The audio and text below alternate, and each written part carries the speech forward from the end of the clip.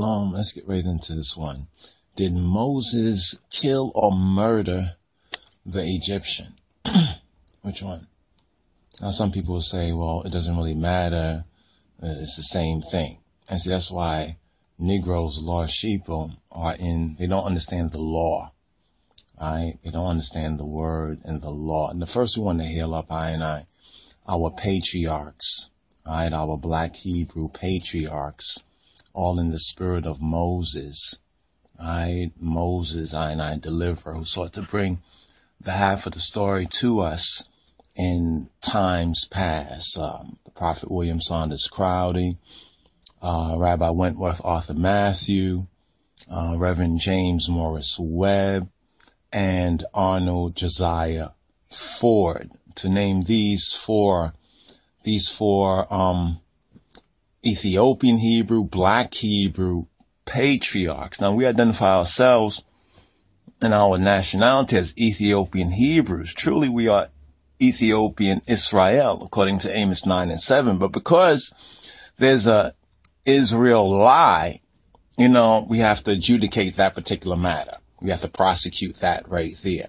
So we identify ourselves as Ethiopian Hebrews. And we know there's many others that have a COINTELPRO issue with Ethiopia, the ignorance and the hate that hate produced, and a lot of things that have been done to divide and conquer us as a people. And we know that there are 12 tribes and families, and that can even be expressed as nations, right? But in the umbrella sense for I, who we represent, this is Wenda Miaden, we're Ethiopian Hebrews, the Royal Order of the Ethiopian Hebrews. So let's get right into this one right here. I have some windows open, and I said, let me just address this issue, because I heard even more ignorance, about this, about Moses, and we come from a Western Gentile perspective. I want to show you some of our people, right, that you might not, unsung heroes, and yes, they are sheroes, but man up. So we're going to speak of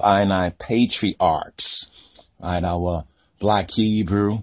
That's when you don't have no nationality, but in the true nationality, our Ethiopian Hebrew patriarchs, Crowdy, Matthew, Webb, and Ford. All right. So I just wanted to bring that forward. So let's address the question at hand. Did Moses, this show you how like left behind niggas are, even in all their Kemetism and all of their so-called RBG, black conscience, because it's mainly from them that we get these issues, and for all their study, they have failed to study the basic thing. If they say, well, it's the white man and his religion and Christianity, you just can't just say, oh, I ain't going to deal with the Bible. And we're telling you that it's our book. Even some of your great scholars, Clark and the rest of them told you this, but y'all still have anyway, did Moses, right, kill or murder the Egyptian? Now, most people say, well, they'll say he murdered him, killed him. They'll say, oh, it's all the same thing. And this is why you have no justice, no peace, right? Because you're not in righteousness. You don't even understand law. You're so lawless, right? And this is what contributes to the implosion and the destruction and the continued captivity of the lost black sheeple, of the house of Israel. You can call yourself whatever you want to, but the prophecies, the curses for disobedience are licking you, and the only explanation that makes sense prophetically, historically, and it shows you the way out of it too.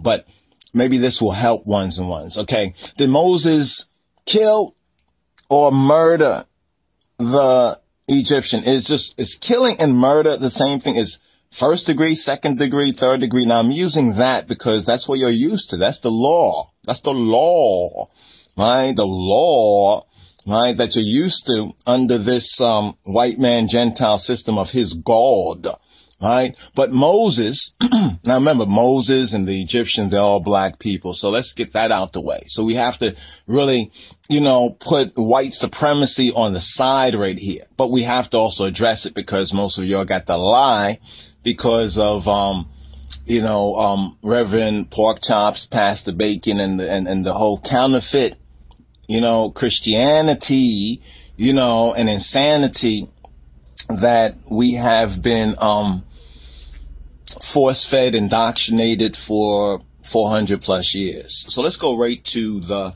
Bible, and we're going to use the King James Version because it's not, it's not the best, but it is the stepping stone for the real Hebrew, so we can get into the real word. Because what's happening is that we're using similar words, but we're not speaking the same language.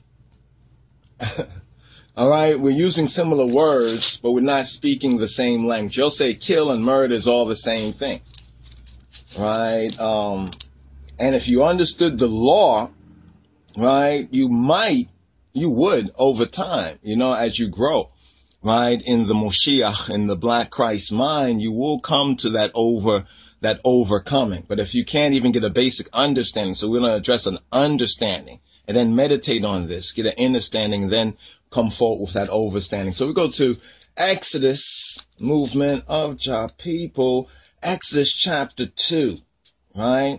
Exodus chapter 2, verse 11. Here, Moses identifies himself with Israel, or with the Hebrews. Now, see, Moses was in the position of some of you niggas who have government jobs, or you're working for the system, or on some level. You know what I mean? You're like, we could say Moses was forced from being a babe. They take our children from us. You know what happens. So he was forced, almost like being, I guess you could say a house Negro in that sense. Understand the context. I know we're using the same words, but are we speaking the same language? Don't be getting on the so-called the letter, but be in the spirit if you can receive the spirit. Because that which is born of flesh, carnal mind, is carnal mind. Ye must be born again, and that which is born of spirit is spirit. So we're trying to get to the crossing over. That's the Hebrew. Right? That's why we still call ourselves Hebrew, because we're still in that transition. We're still in that crossing over, coming out. Some niggas say, I'm out of it. No, you're still in it, nigga. Anyway, pay your taxes. Anyway, Exodus chapter 2, verse 11 says, and it came to pass in those days when Moses was grown. See, when you recognize this is the black book, you've been reading it white, not right. You know what I mean? Right? Moses was grown. You know how it is. Yeah, he's grown now, right? That he went out to his brethren and looked on their burdens. Looked at the shit they were going through. Moses went out to his brethren, right? And he spied, but we won't get into these words. Remember, this is a translation, right? An Egyptian, Mitzrayim,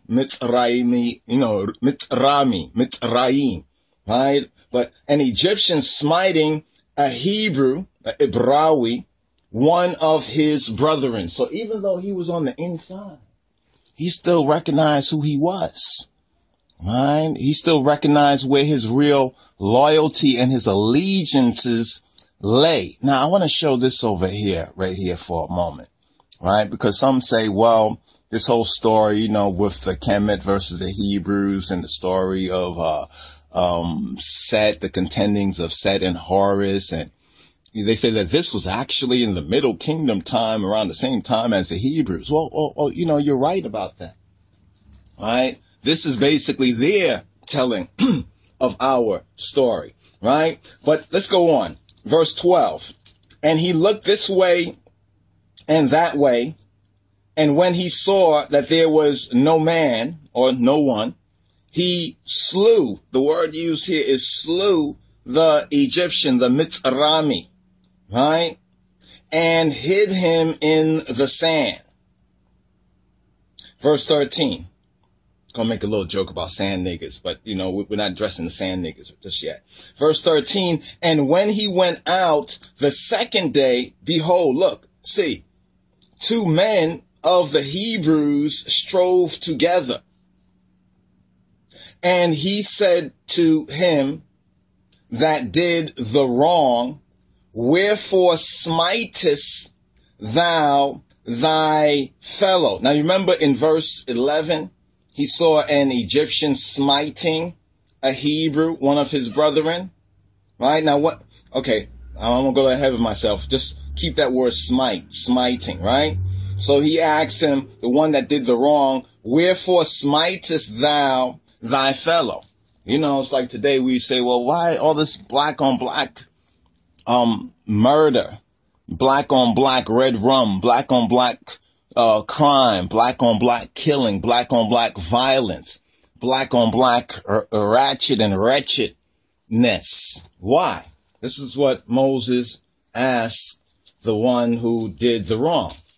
All right. So he didn't say, well, we're all Hebrews, is all right and whatnot. You know, it was just those Egyptians. No, he said, why are you doing the same shit that the Mitzrayim, right? You know, they may be our own color, but they wasn't our kind in spirit.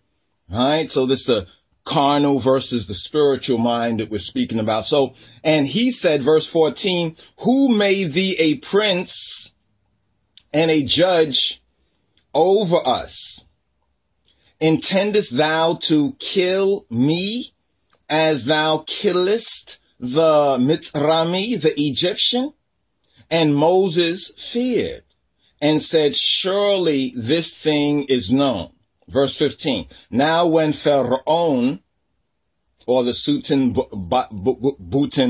Batten, you know, or the king or the ruler or the White House, the White Walls, right, heard this thing, he sought to slay Moses.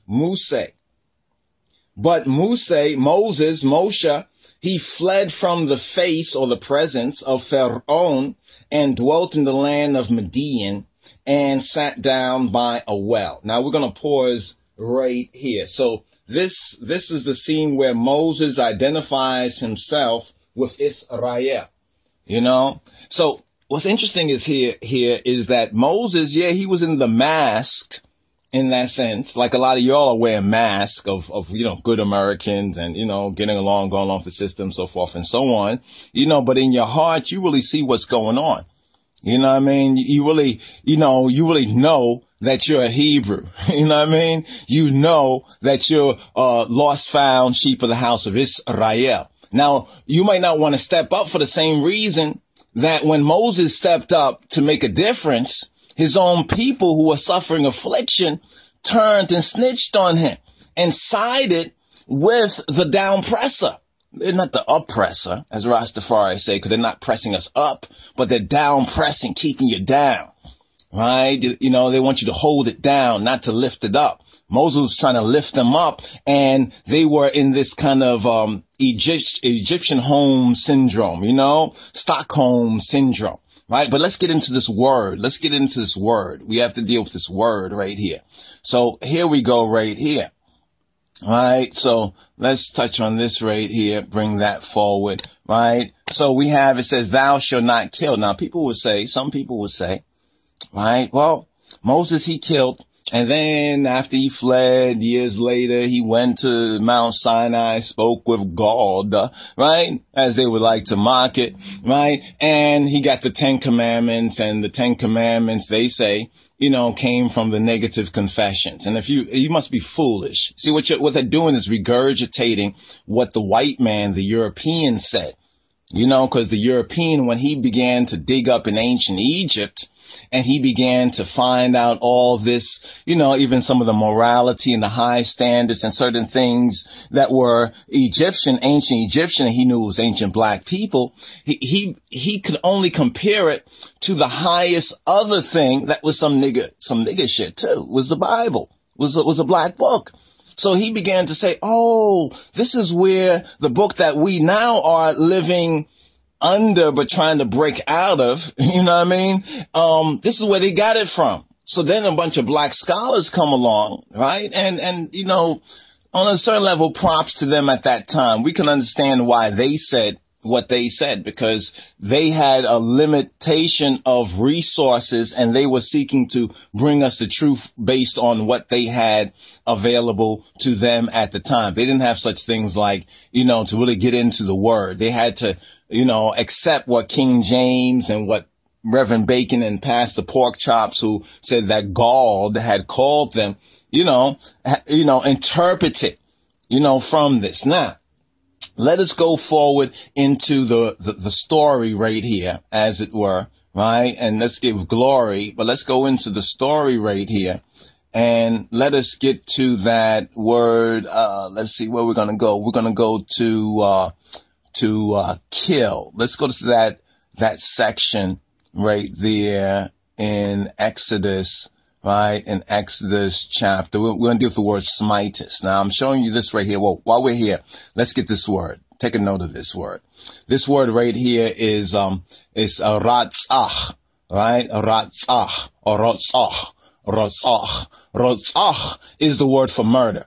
It's the Hebrew or the H7523. I want you to make a note of that, right? It's the H7503. And I think you can see it a little better over here. Okay, what we did was we took this out of the moorings, right? No Moorish pun intended. We took this out of the mooring right there so you can see a little better. But let's bring this up front and center so you can see this fully, right? More fully right here. Here we go right here. Here we go. Okay, this is the word for murder, right? This is the Hebrew word for murder. Rotzach, rotzach, or rotzacha, rotzach, rotzah, or ratzah, ratzah. You can say ratzah, right? The ratzah, right? The rotzach. It means properly, let's read it. It means properly from its usage, right? To dash in pieces in the sense of killing a human being, especially to murder. But when you really get into it, it's an intended murder. It's an intended killing. It's an intention. That's the difference when you talk about first degree murder and second degree murder, and what we're going to find out as we go into the Hebrew of this is that the Egyptian was hitting, right? Was hitting the Hebrew, right? And Moses hit the Egyptian. And when he hit the Egyptian, not intending to murder him, it wasn't like, oh man, I'm going to get this guy. I'm waiting for this guy. Oh, there he is, yo. Let me wait in the bushes in the tall grass. Let me get this nigga. It wasn't like that. You see, there's a whole big difference. You see, a lot of them, because they're still under that ignorance of white supremacy, right? And they have a carnal mindedness that can't receive that they're Hebrews, right? And hate on the Hebrews. Basically, they hate